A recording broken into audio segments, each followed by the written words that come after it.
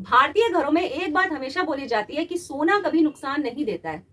लेकिन अगर आज देश के प्रधानमंत्री खुद देशवासियों से ये बोले कि 1 साल तक सोना मत खरीदिए, तो क्या सच में सोने का समय खत्म हो रहा है या फिर समझदार लोग चुपचाप अपना पैसा कहीं और इन्वेस्टमेंट कर रहे हैं? और सबसे बड़ा सवाल यह है कि एक गृहिणी सोना जोड़ रही है या फिर सच में अपना भविष्य सुरक्षित कर रही है।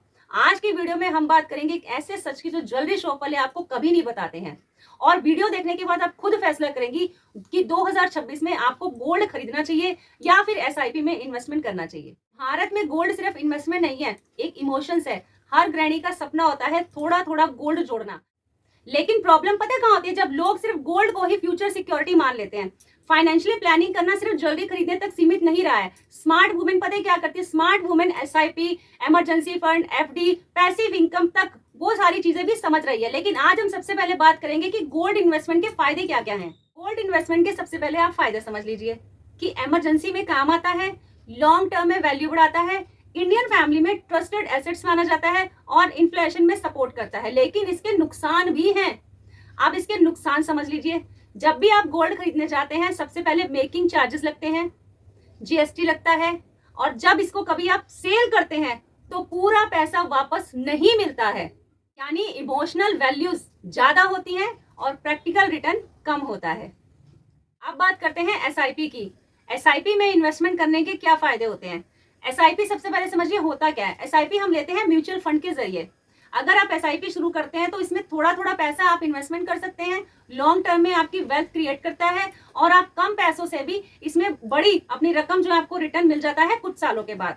अब एक जरूरी बात मैं आपसे एकदम प्रैक्टिकली करना चाहूंगी कि अगर आप गोल्ड खरीदने जाते हैं ना, तो उसके लिए आपको एक बड़ा अमाउंट चाहिए होता है, क्योंकि 100-200 रुपए में गोल्ड नहीं आता है। लेकिन एसआईपी आप 100 रुपए 200 रुपए से भी शुरू कर सकते हैं और कुछ सालों बाद ये आपको अच्छा खासा रिटर्न देती है, जिसमें आपके अच्छे से आप उन पैसों को यूज कर सकते हैं। जैसे कि बच्चों की हायर स्टडी में काम आ जाता है, अपने बुढ़ापा सुरक्षित कर सकते हैं, और तो और अपने मकान के लिए कई ऐसे छोटे मोटे काम होते हैं, शादी ब्याह, उसके लिए भी आप इन पैसों को लगा सकते हैं। लेकिन गोल्ड के लिए आपको क्या होता है कि गोल्ड आपको हमेशा जब खरीदने जाते हैं तो उसके लिए आपको ज्यादा पैसों की जरूरत पड़ती है। अब बात करते हैं कि एसआईपी में हमें क्या क्या किस तरीके से करना चाहिए।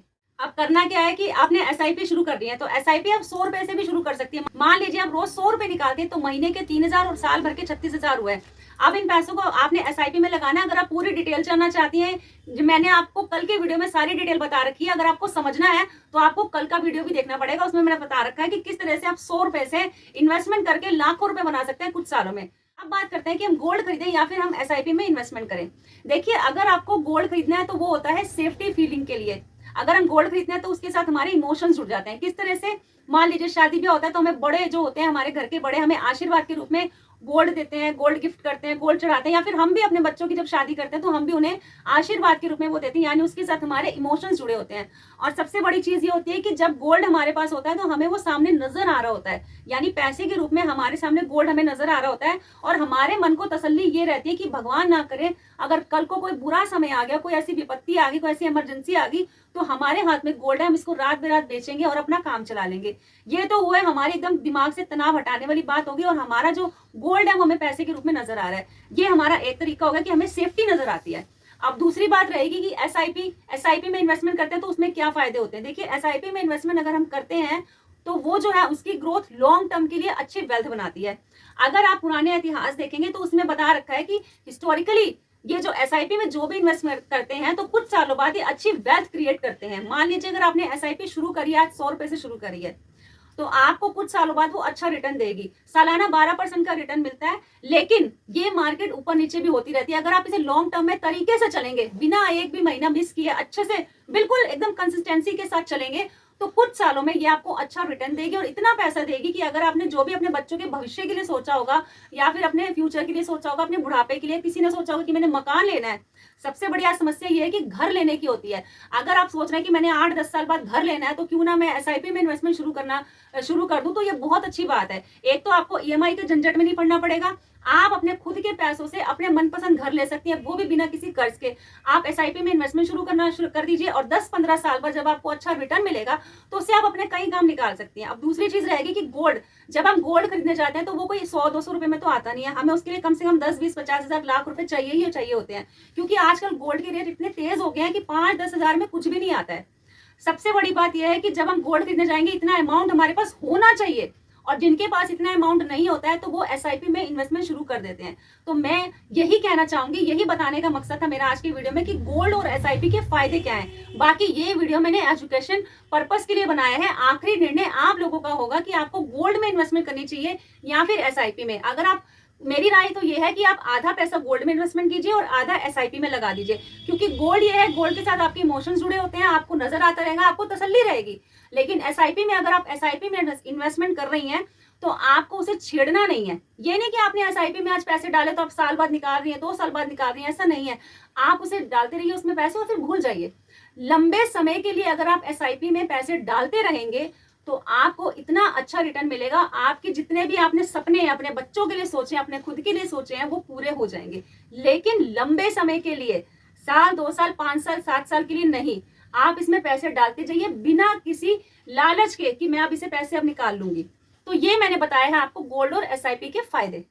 अब सबसे जरूरी बात आप ध्यान से सुनिए। देखिए आजकल लोग पता है क्या करते हैं, आजकल लोग ना लग्जरी शॉपिंग में बहुत ज्यादा खर्चा करते हैं, यानी दिखावे में बहुत ज्यादा खर्चा करते हैं कि उसके पास ये चीज है, मेरे पास नहीं है, अगर मेरे पास है तो उसके पास नहीं, मैं उसे दिखाऊं। स्टेटस लगाते हैं, फोटोज लगाते हैं, किस लिए? कि दिखावा। दिखावा ही सबसे बड़ी गलती होती है। लोग क्या करते हैं, हर साल ना कुछ चीजें खरीदते हैं और इन्वेस्टमेंट के नाम पे जीरो होता है। लेकिन इसके बावजूद पता क्या होता है, अब आपने इन्वेस्टमेंट तो करी नहीं, चीजें खरीद ली, इन्वेस्टमेंट के नाम पे आप शून्य हो।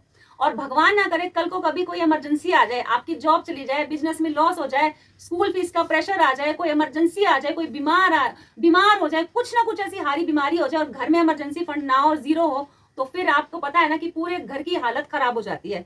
इसलिए अभी मैं यही बताना चाहूंगी कि अगर आप इन्वेस्टमेंट शुरू करना चाहते हैं तो कुछ हिस्सा गोल्ड में कीजिए, कुछ हिस्सा एसआईपी में कीजिए, ताकि कभी भी ऐसी बीमारी आ जाए, कोई इमरजेंसी पड़ जाए, कोई ऐसी मुसीबत आ जाए तो आप अपना जो है बिना प्रेशर के अपना काम चला सकते हैं। और अगर आप अभी इन्वेस्टमेंट में स्टार्टिंग कर रही हैं, यानी आप बिल्कुल न्यू है, समझ नहीं आ रही क्या करें क्या ना करें, शुरुआत कर रही हैं, तो इन 3-4 चीजों पे ध्यान दीजिएगा। अगर आप शुरुआत करिए, सबसे पहले आप छोटा सा घर में ही इमरजेंसी फंड बनाइए। कुछ पैसे निकालिए, 10, 20, 50 रुपए एक डब्बे में डालिए, पर्स में डालिए, कहीं पे भी डालिए, घर में ही शुरुआत कीजिए। सबसे पहले छोटा सा इमरजेंसी फंड बनाइए। उसके बाद आपने क्या करना है, एक छोटी सी स्मॉल एसआईपी लेनी है। यानी एसआईपी मैंने जैसे आपको बताया सिस्टमैटिक इन्वेस्टमेंट प्लान होता है, म्यूचुअल फंड के थ्रू लिया जाता है। अगर आपको नहीं पता है तो मेरे चैनल पे मैंने एसआईपी के बहुत सारे वीडियोस बना रखे हैं, उसमें मैंने बता रखे हैं किस तरह से लेनी चाहिए, कैसे करनी चाहिए। जाके वीडियो देखिए, समझिए और सीखिए। अब बात करते हैं कि आपको छोटी सी स्मॉल एसआईपी लेनी चाहिए, यानी 100-200 रुपए से भी आप ले सकते हैं। उसके बाद आपने क्या करना है, आपने इंश्योरेंस यानी मेडिक्लेम करवाना है अपने पूरे परिवार का। ये बहुत ज्यादा जरूरी है। और सबसे जरूरी चीज है कि खर्चों को कंट्रोल कीजिए। अगर आप फालतू खर्चे करती हैं तो प्लीज उन्हें कंट्रोल कीजिए, उन्हें फालतू खर्च करना बंद कीजिए। वही पैसे आप अपना इमरजेंसी फंड में डालिए, बचत कीजिए और एसआईपी में इन्वेस्टमेंट शुरू करने की कोशिश कीजिए। अब एक बहुत जरूरी बात मेरी प्यारी गृहिणी बहनों के लिए, हर मेरी बहनों को अपने नाम से सेविंग इन्वेस्टमेंट जरूर शुरू करनी चाहिए, क्योंकि ये औरत को अंदर से मजबूत बनाता है। आपको किसी के आगे हाथ नहीं फैलाना पड़ेगा। अगर आपको मान लीजिए, चलो मैं इमरजेंसी की भी बात छोड़ती हूँ, मान लीजिए आपको खुद के लिए ही कोई चीज लेनी पड़ जाती है, क्योंकि आजकल क्या है कि महंगाई इतनी बढ़ती जा रही है, खर्चे कंट्रोल ही नहीं होते हैं। खर्चों के हिसाब से महंगाई बढ़ रही है, लेकिन हमारे जो खर्चे हैं वो उससे भी ज्यादा बढ़ते जा रहे हैं। अब मान लीजिए आपको खुद के लिए ही कोई चीज लेनी है, तो आप एक दूसरे का मुंह देखती रहती है, पति से बोलूं ना बोलूं, शर्म आएगी, हाय घर के खर्चे इतने हो जाते हैं, उनको भी कैसे मैं परेशान करूं, ये हम गृहिणी बहनें सोचती हैं। तो आपने क्या करना है, अपने नाम से छोटी सी इन्वेस्टमेंट शुरू कर दीजिए। 10 रुपए बचाइए, 20 बचाइए, 50 बचाइए, कुछ भी बचाइए, अपने नाम से इन्वेस्टमेंट शुरू कीजिए। वो आपको अंदर से मजबूत बनाएगी। भगवान ना करे कल को आपको कोई जरूरत पड़ जाए, अपने लिए खुद के लिए आपको कुछ लेना पड़ जाए, तो आप वो चीज ले सकती हैं। और तो और अगर मान लीजिए आपके घर में बच्चे का बर्थडे है और आप काफी टाइम से सोच रहे हैं कि चलो मैं तो एक छोटा सा केक भी नहीं ला सकती, मेरा मन कर रहा है लाने का, मैं बर्थडे मनाऊं, तो आप उसमें भी उन पैसों को यूज कर सकती हैं। आपकी छोटी सी बचत पूरे परिवार को खुशियां दे जाएंगी, आपके बच्चे के फेस पे स्माइल आ जाएगी, आपके फेस पे स्माइल आ जाएगी। और सबसे बड़ी बात यह है कि आपको ना इससे आदत पड़ जाएगी। जब आप एक बार बचत करना सीख जाएंगी ना, तो आपको बार बार बचत करने की आदत ही पड़ जाएगी। और फिर आपका अपने आप ना हाथ रुकेगा कि नहीं मुझे फालतू खर्चे नहीं करने, मुझे कंट्रोल करना और मुझे इसके बाद इस चीज के लिए मुझे बचत करनी है। तो आप बचत करना जरूर शुरू कीजिए। माना कि सोना पहनने से आपकी इज्जत बढ़ती है, लेकिन समझदार गृहिणी सिर्फ सोना नहीं खरीदती, वो अपना भविष्य भी सुरक्षित करती है। तो उम्मीद करती हूँ आपको आज का वीडियो बहुत अच्छा लगा होगा, और अच्छा लगा है ना तो जरूर लाइक कीजिएगा। लाइक करते ही उसके नीचे हाइप का बटन आएगा, प्लीज हाइप के बटन को जरूर प्रेस कर दीजिएगा, ताकि ये वीडियो उन लोगों तक भी पहुंचे जिनको इस वीडियो की सबसे ज्यादा जरूरत है।